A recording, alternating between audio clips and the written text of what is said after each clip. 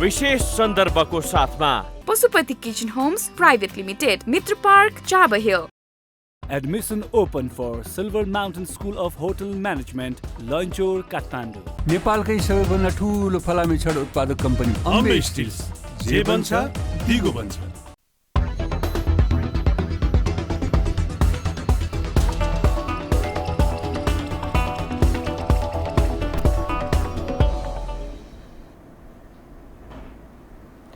नमस्कार, यो हो टेलिभिजनको विशेष सन्दर्भमा स्वागत छ। म शारदा थापा।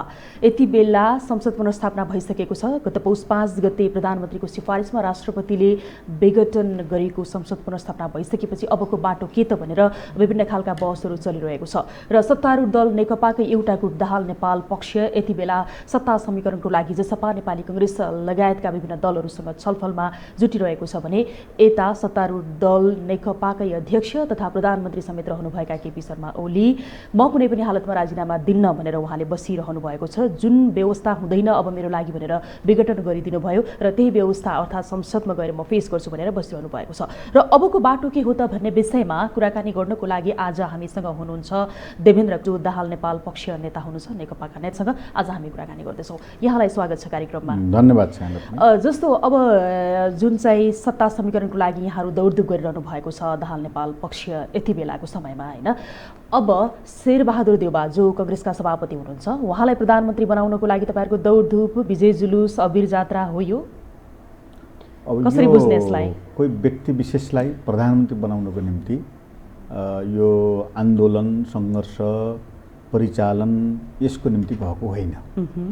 संघीय लोकतान्त्रिक गणतन्त्र जसमा समावेशी, समानुपातिक पहुँच र प्रतिनिधित्वको सार तत्त्व छ, त्यो संविधानको रक्षा, यो गणतन्त्रको रक्षा र प्रणालीको रक्षाको निम्ति हामीले विभिन्न पक्षहरूसित कुराकानी गऱ्यौँ र सिङ्गो देश नै यति बेला संसद विघटन गर्नु र कहीँ न कहीँ कतै न कतै देशलाई असंवैधानिक कदमतिर लिएर जाने, कहिले सङ्कटकालको परिचर्चा, कहिले जुन परिचर्चा चल्यो त्यसलाई रोक्नको निम्ति हामीले गरेको पहल कदम थियो र अब सरकार भन्ने कुरा पनि यसैसित सम्बन्धित भएर रहेको छ।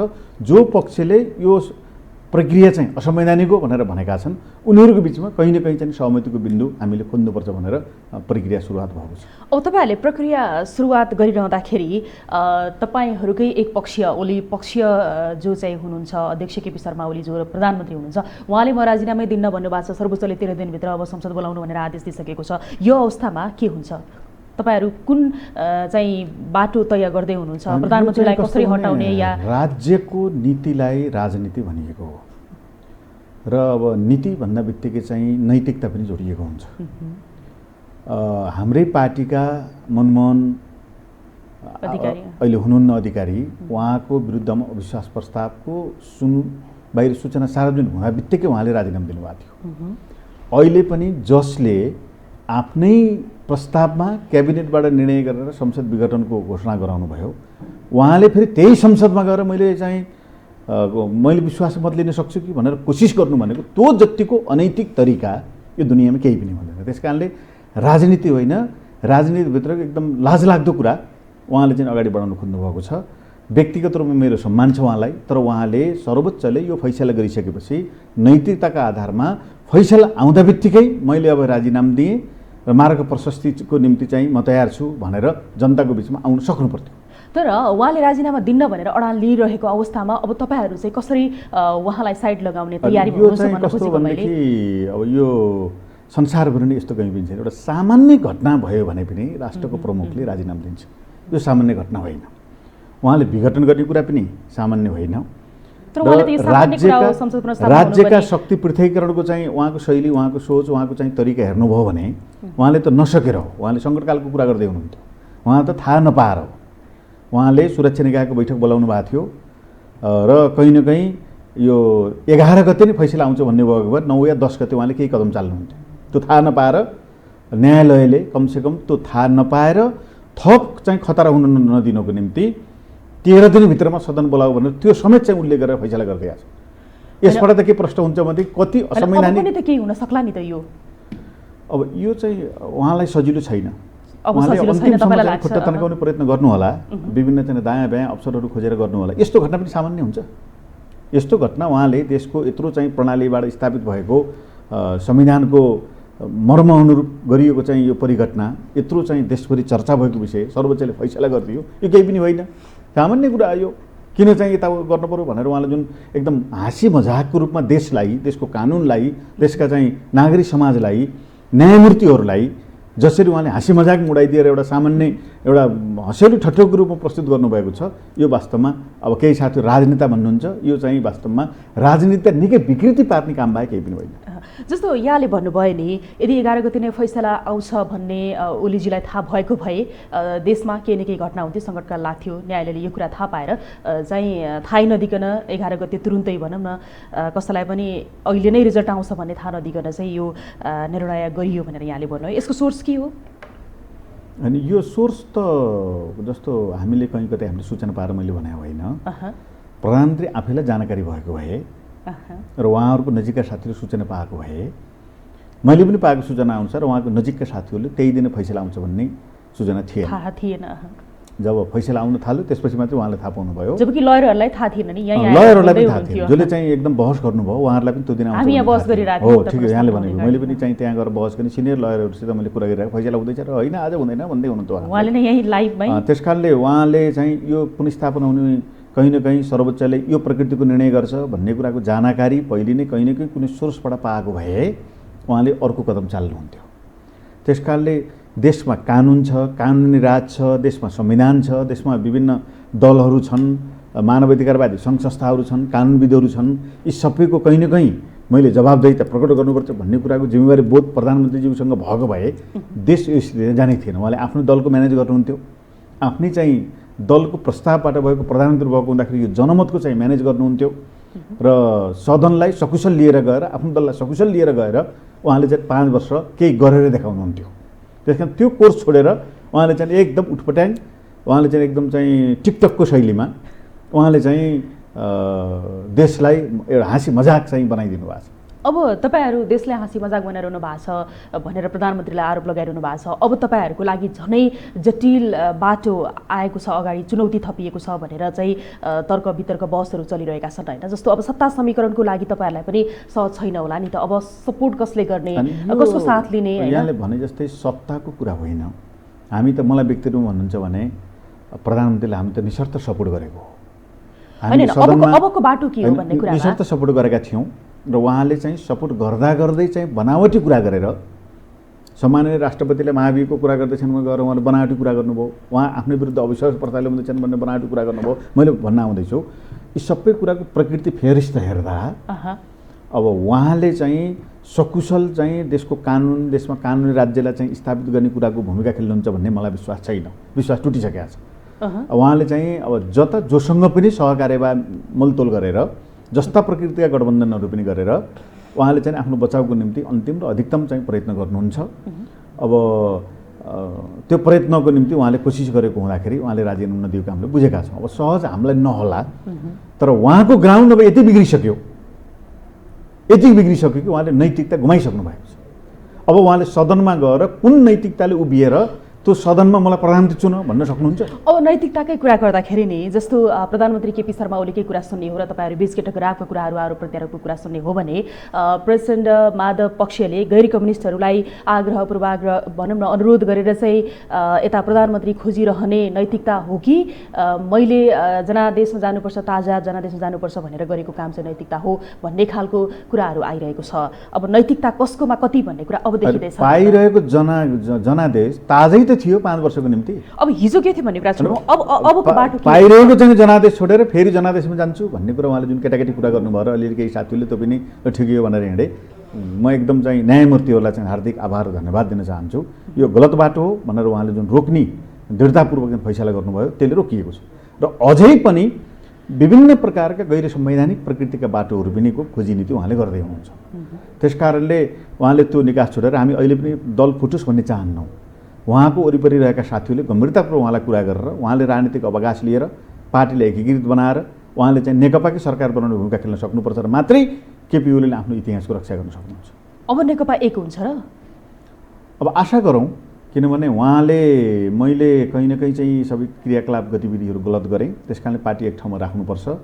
कसैलाई कसैले कारबाही गरेको स्थिति छैन। खालि हाम्रो पक्षले उहाँलाई कारबाही गरेर निष्कासनै उहाँलाई कारबाही गरेर उहाँहरूले हामीलाई कारबाही गर्नुभएको पनि छैन, हामीले उहाँलाई कारबाही गरेको।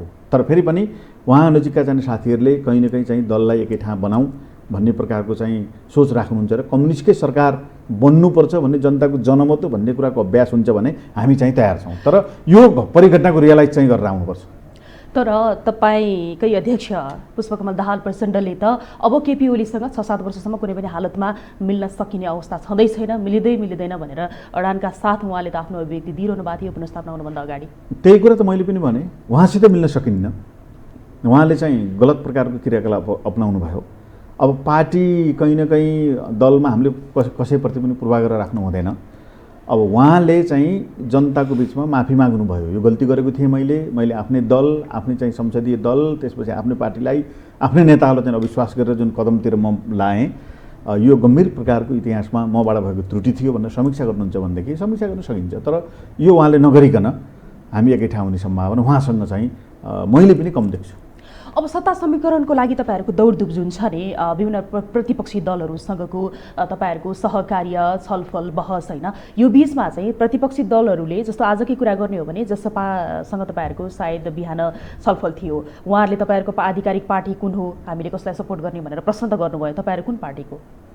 कसरी यो आधिकारिकता कसरी भनेका छौँ? अब अहिलेसम्मको चाहिँ नजिर, अहिलेसम्मको नियम प्रक्रिया प्रणाली सबै हेर्दा अब हेर्ने भनेको के हो भने सम्बन्धित दलको विधान, त्यो विधान अनुरूपको चाहिँ कमिटीको बहुमत र निर्वाचन आयोगको ऐन नियमावली र कानुन, यी दुईटा कुरा हेरिसकेपछि को आधिकारिक होइन भन्ने कुरा प्रष्ट हुन्छ। त्यसकारणले छिटोभन्दा छिटो निर्वाचन आयोगले आफ्नो डिसिजन अब सुनाउनुपर्छ।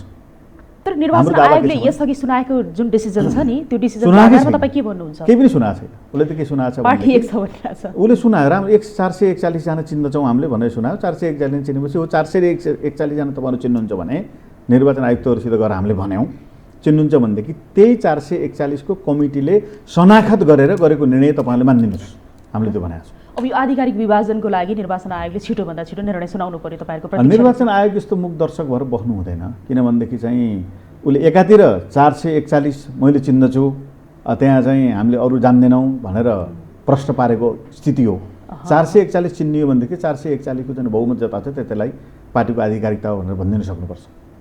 अब तपाईँहरू जुन छ नि यो पार्टी विभाजनको कुरा, जस्तो अहिले तपाईँहरूको यो जुन छलफल चलिरहँदाखेरि चाहिँ धेरै आशंका अनुमानहरू के रहेको छ भन्दाखेरि नेकपाको सत्तारूढ दलमा रहेको एउटा पक्ष दाहाल नेपाल पक्ष, जसले चाहिँ जसपा र नेपाली कङ्ग्रेससँग सत्ता समीकरण मिलाउनको लागि पार्टी फुटाउँदैछ भन्ने खालको कुराहरू बाहिर आएको छ। तपाईँहरू हो नि? अब यो चाहिँ अब अहिले जम्मा 2 वर्ष मात्रै बाँकी छ। 5 वर्षको निम्ति जनताले निर्वाचनमा म्यान्डेट दिएका थिए। यो 2 वर्षको समयलाई एउटा सहमतिको समयको रूपमा देशमा चाहिँ विकास र समृद्धिको चाहिँ सम्भावना भएका कुराहरू खोजी नीति गर्ने एउटा प्रक्रियाको रूपमा अन्तर्राष्ट्रिय हाम्रा कतिपय सम्बन्धहरू चाहिँ सुधार गर्ने र अगाडि बढाउने प्रक्रियाको रूपमा कहीँ न कहीँ देशमा चाहिँ राष्ट्रिय सहमतिको आवश्यकता छ। त्यो सहमति कसको बिचमा खोज्नुपर्छ भन्दाखेरि भइरहेका दलहरूको बिचमा सहमति खोज्नुपर्छ र त्यो सहमति चाहिँ कहीँ न कहीँ प्रधानमन्त्रीले लिड गरेर 2/3 हैसियतमा भएको सरकारलाई त्यो रूपमा लिएर जान सक्नुपर्छ, सक्नु भएन, गलत बाटो लिनुभयो। त्यसकारणले हाम्रो अहिले चाहिँ यो अरू पक्षहरूसितको कुराकानी भनेको त्यो बिन्दुमा सहमति खोजौँ र बाँकी रहेका 2 वर्ष हामीले अलिकति फललाई उपलब्धिपूर्ण रूपमा लिएर जानको निम्ति कहीँ न कहीँ साझा मुद्दा र एजेन्डाहरूमा देशलाई सँगै लिएर जाउँ भन्नको निम्ति हामीले संवाद सुरु गरेका छौँ।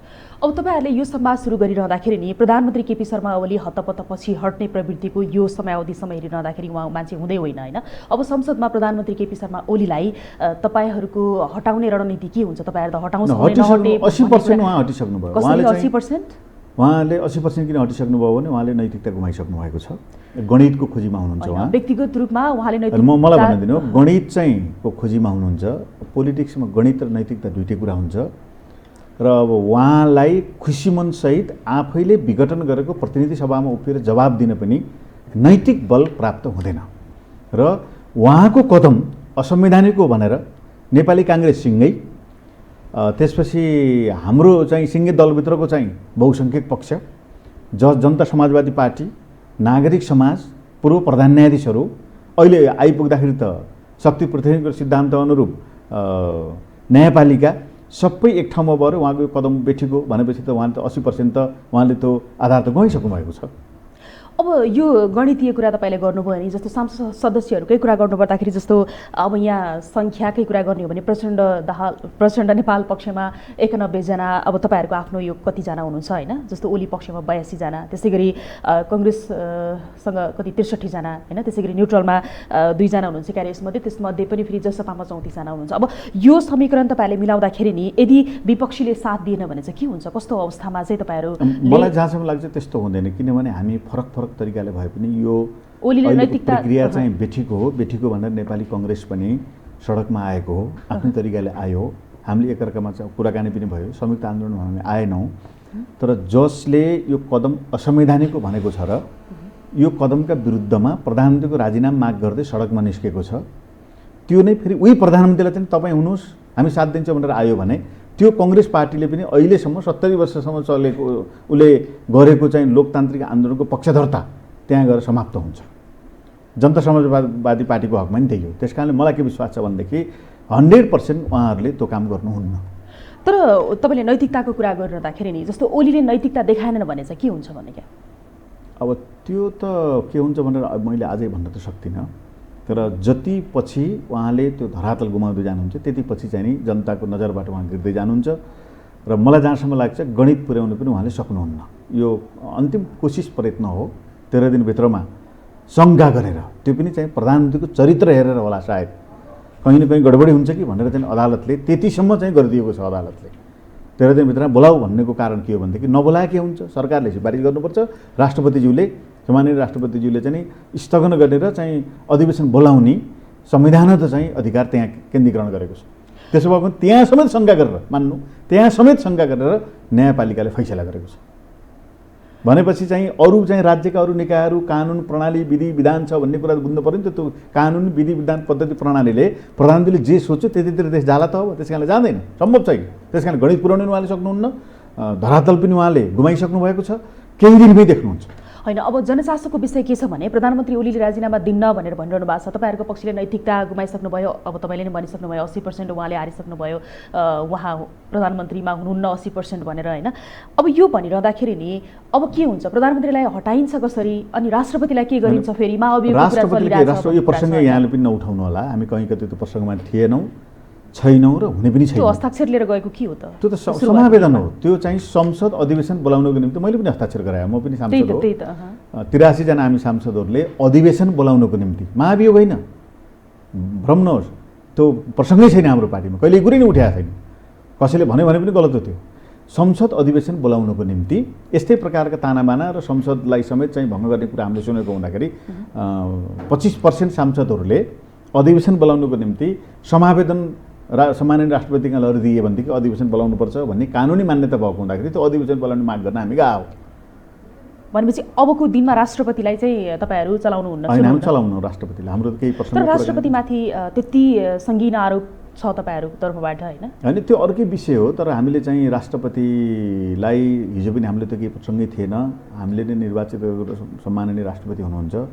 राष्ट्रपतिले चाहिँ अब आफ्नो संविधानको संरक्षण गर्ने, राष्ट्रको चाहिँ प्रमुखको हैसियतको भूमिका निर्वाह गर्न पुगेन समीक्षा होला, पुगेन भन्न हामी चाहन्छौँ।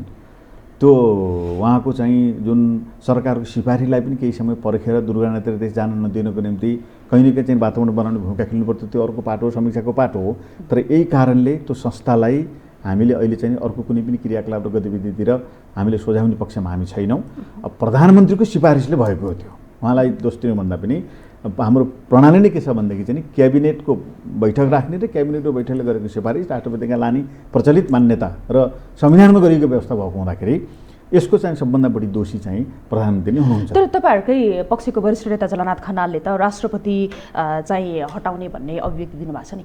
त्यो मलाई जानकारी छैन। हिजो पनि हाम्रो बैठक भएको थियो स्थायी समितिको, हाम्रो चाहिँ बैठकमा त्यस्तो केही प्रसङ्ग छैन। अब उहाँले भन्या हो भने पनि व्यक्तिगत हो, उहाँले नभनिकन उहाँले भन्नुभयो भनेर बाहिर कतै प्रचार गरिएको भने पनि त्यो चाहिँ न्युज सही होइन, संस्थागत न्युज त्यो होइन।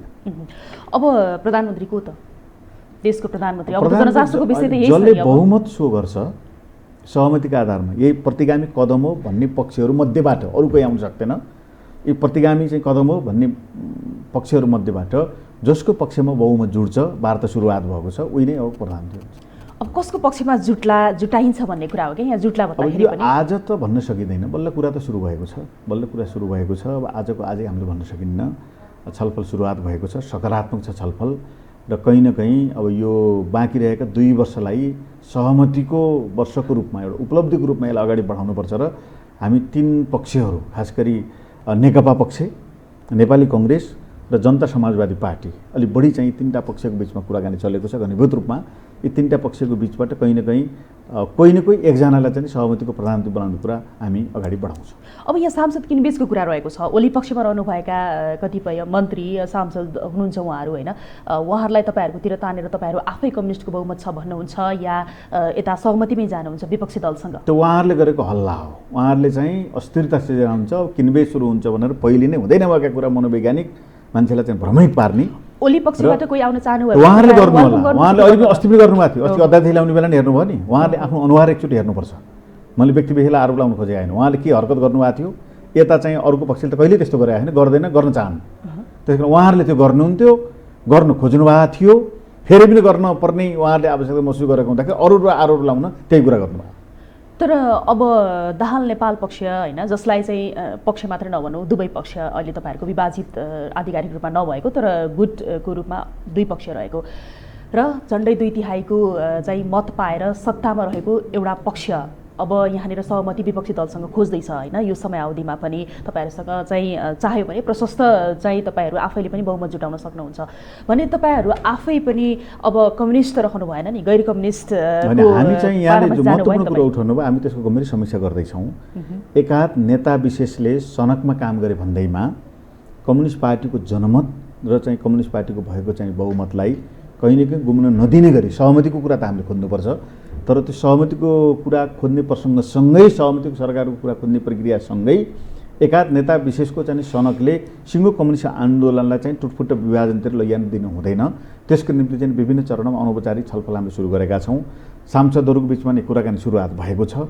कहीँ न कहीँ जनताले दिएको यो चाहिँ वाम गठबन्धन त्यसपछि पार्टी एकता यो जनमतलाई बिग्रिन नदिने गरी हामीले चाहिँ भर्खरै चाहिँ हिजोदेखि नै हामीले कुराकानी सुरु गरेका छौँ।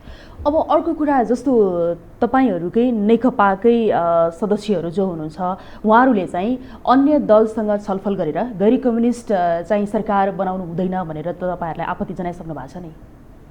अब त्यो चाहिँ आपत्ति हामीले जनाएको छैनौँ। लालबाबु पण्डितले उहाँले भनिसक्नु भएको छ। त्यो उहाँले मैले अहिले पनि भनिसकेँ, कसैले व्यक्तिगत रूपमा कहीँ केही भन्ला। अब त्यो चाहिँ खास गरी आफूले वार्ता गरेर तपाईँ प्रधानमन्त्री हुनुहोस् भनेर चाहिँ 1 वर्ष पहिले नै चाहिँ प्रधानमन्त्री आफैले भन्नुभएको छ सहमति गरौँ तपाईँ प्रधानमन्त्री हुनुहोस् भनेर सबभन्दा पहिला प्रस्ताव गर्ने त चाहिँ अहिलेकै प्रधानमन्त्री हुनुहुन्छ शेरबहादुरजीलाई नोट गर्नु होला हैन। त्यस कारणले चाहिँ अब आफ्नो अनुकूलता भयो भनेदेखि चाहिँ हुने र अरू कसैले चाहिँ कसैसित वार्ता गर्यो भने अनि त्यो त वैधानिक छैन भन्ने कुरा मिल्दैन। कङ्ग्रेस पनि नेपालको इतिहासमा आफ्नो भूमिका निर्वाह गरेको निकै लामो समयसम्म हामी सहकार्य पनि गरेको र लोकतान्त्रिक यो गणतन्त्र ल्याउनको निम्ति भूमिका निर्वाह गरेको पार्टी भएको हुँदाखेरि विचारमा दर्शनमा हामी फरक छौँ। तर फेरि पनि सत्ता समीकरणमा हाम्रो सहकार्य हुँदैन भन्ने कुरा सिद्धान्त त हामीले कहीँ पनि भनेका छैनौँ। हुनसक्छ, कुराकानी हुनसक्छ। त्यस कारणले सहमतिको सरकारको कुरा मैले गरेको। तर नेकपाकै एक पक्षीय चाहिँ फेरि एक हुनुपर्छ भनेर मिलाउन लागि परेको छ होइन, के मिल्न सक्ला? फेरि पनि मैले यहाँलाई सोधेँ। अनि यो राम्रो कुरा हो, एकतालाई जोगाउने कुरा राम्रो कुरा हो। तर यो कदम जसले गल्ती गरेको छ त्यो चाहिँ सच्याउनुपर्छ, गल्ती भयो भनेर चाहिँ रियलाइज गर्नुपर्छ र आगामी दिनमा यस प्रकारका क्रियाकलाप दोहोऱ्याइन्न भन्ने कुराको प्रतिबद्धता भयो भने यहाँले भने जस्तै कम्युनिस्ट पार्टी फेरि हामी एक ठाउँ हुन सक्छौँ। अब प्रधानमन्त्री चुन्ने क्रममा तपाईँहरू निरन्तर चलिरहनुहुन्छ। अब यो 13 दिनभित्रमा अब 13 दिनमा नि 2-3 दिन तीव्रतापूर्वक चाहिँ राजनीतिक भेटघाट कुराकानी छलफल क्रिया प्रतिक्रियाहरू हुन्छन्। 13 दिनभित्र सरकार दिने त भनेको छैन फैसलामा। 13 दिनभित्रमा अधिवेशन बोलाउने भनेको हो। अधिवेशन सुरुवात हुन्छ र निकट भविष्यमा नै सरकारले अर्को वैकल्पिक सरकारको आकार आइपुग्छ। नेपाली कङ्ग्रेसकै कतिपय शीर्ष नेताहरूले चाहिँ अहिले हामी सत्तामा जानु हुँदैन भनेर पनि आफ्नो अभिव्यक्ति दिइरहेका छन्। यदि नेपाली कङ्ग्रेसले समर्थन तपाईँहरूलाई गरेन भने के गर्नुहुन्छ? अब यो उहाँले साँच्चै चाहिँ भन्नुभएको हो कि होइन यो असंवैधानिक कदम हो भनेर उहाँले त वडासम्म कार्यक्रम गर्नुभयो, देशैभरि हिँड्नुभयो, वक्तव्य निकाल्नुभयो, सार्वजनिक रूपमा हिँड्नुभयो होइन। अब सबै क्रियाकलाप र गतिविधिमा अगाडि बढ्नु भएको छ। त्यस कारणले यो कदम असंवैधानिक हो भनेदेखि त चाहिँ असंवैधानिक कदम चाल्नेहरूलाई सरकारमा रहिरहन दिने उहाँको उद्देश्य र लक्ष्य हो भनेदेखि त हाम्रो भनाइ केही पनि छैन त्यहाँ। अब एउटा प्रश्नको यहाँले जवाफ दिनु होला, हामी कार्यक्रमको पनि अन्तमा आइसकेका छौँ होइन। जस्तो दाहाल नेपाल पक्षले नै जस्तो ओली पक्षमा रहेका सांसदहरू पनि कतिपय चाहिँ यता आउँदैछन् रे भन्ने सुनिन्छ, कहिले फेरि उता जाँदैछन् रे भन्ने सुनिन्छ, आउने र जाने फेरि चलि पनि रहेको छ होइन। अब यो बिचमा चाहिँ दाहाल नेपाल पक्षले कम्युनिस्ट आफ्नो गुटभित्र भनौँ न आफ्नो पार्टीभित्रैबाट सदस्यहरू जुटाएर बहुमत लियो भने चाहिँ प्रधानमन्त्रीको हुन्छ? अब अहिले नै बहुमत छ संसदीय दलमा। प्रश्न भन्न चाहन्छु, हामीले दलको नेता भनेर हामीले पुष्पकमल दाहाललाई चुनिसकेका छौँ। त्यसको वैधानिकता के हुन्छ भन्ने प्रश्न होला, तर हामीले दल नेता, मैले प्रधानमन्त्री को हुन्छ मैले भन्दिनँ, दल नेता भनेर पुष्पकमल दाहाललाई हामीले चुनिसकेका छौँ। त्यस कारणले बहुमत पनि हामीसँगै छ, आजै पनि गणितीय बहुमत हामीसँगै छ। पार्टी कमिटीको बहुमत त 2/3 हैसियतमै हामी छौँ केन्द्रीय समितिमा, तर संसदीय दलमा नै हामी बहुमतमा छौँ। त्यस कारणले किन विपक्षी दललाई गुहार गर्दै हुनुहुन्छ त? अनि 138 पुर्याउनु पर्यो।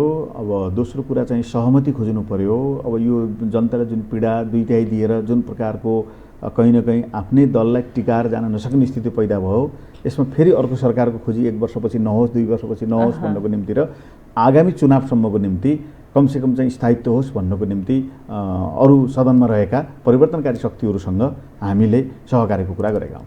यहाँलाई धेरै धेरै धन्यवाद। ढिला भयो, धेरै कुरा बाँकी थियो यहाँबाट हामीले जवाफको लागि चाहिँ यहाँलाई समय र विचारको लागि धेरै धेरै धन्यवाद। धेरै धेरै धन्यवाद छ। अहिलेको राजनीतिक जटिल परिस्थितिमा मेरा केही भनाइहरू राख्ने अवसर दिनुभएकोमा हार्दिक कृतज्ञता प्रकट गर्न चाहन्छु।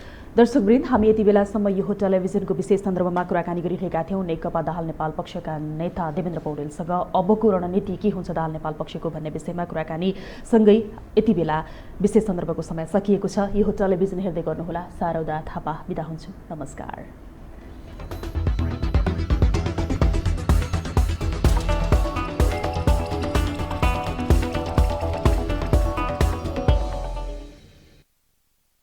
विशेष सन्दर्भको साथमा Pashupati Kitchen Homes Private Limited, Mitra Park, Chabahil. Admission open for Silver Mountain School of Hotel Management, Lanchor, Kathmandu. नेपालकै सबैभन्दा ठुलो फलामे छड उत्पादक कम्पनी अम्बे स्टिल्स, जे बन्छ दिगो बन्छ।